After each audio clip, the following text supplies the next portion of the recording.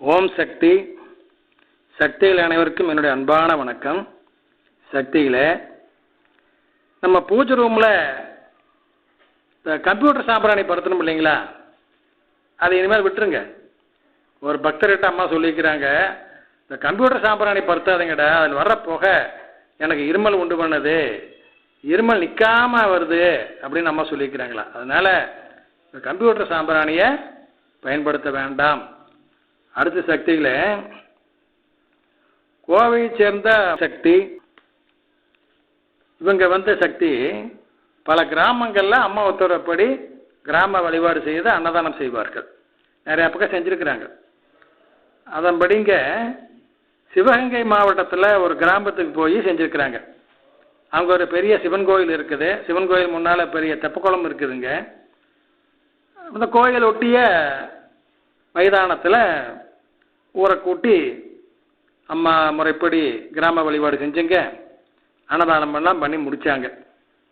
மறுபடியும் என்ன பண்ணாங்க, அம்மா ஏற்கனவே இவர்களுக்கு சொன்னது போல் அம்மா என்னென்ன சில பொருள்கள்லாம் சொல்லிக்கிறாங்க. அந்த பொருளையெல்லாம் சேகரம் பண்ணி முதல்ல வச்சுருக்கிறாங்க.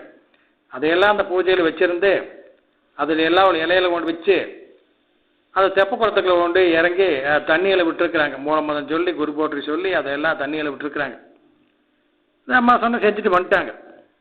வந்த பின்னால் அன்று இரவு கனவுல அம்மா காமிக்கிறாங்க, அந்த குளக்கரையில் கொண்டு போய் அந்த குளத்துக்குள்ள அம்மா சொன்ன பொருள்களை விட்டாங்க இல்லைங்களா, அது என்ன எவ்வாறுங்கிறது அம்மா காமிக்கிறாங்க. அதை மாதிரி விட்ட உடனேயுமே அந்த குளத்திலிருந்து ஒரு ஆபி ரூபத்தில் ஒரு பெண் எழுந்து வருகின்றார்.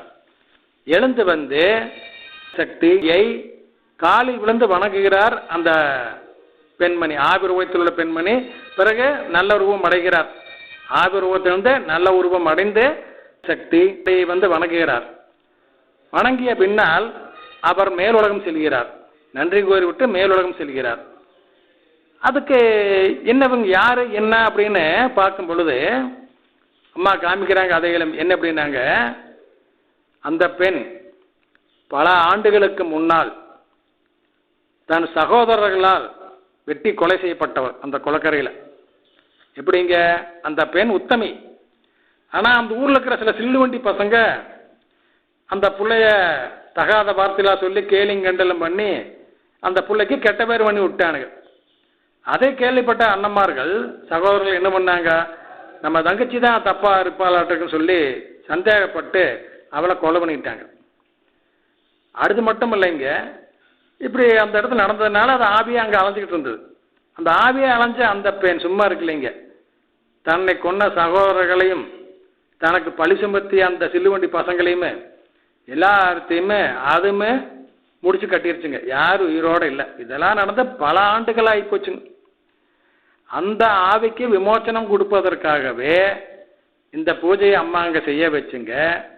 அந்த படையில எல்லாம் அந்த குளத்துக்குள்ள விட வச்சு அதுக்கு நற்கதி கொடுத்துருக்குறாங்க. எப்படி பார்த்தீங்களா நம்ம கருணைக்கடல் செய்துன்னு. ஓம் சக்தி.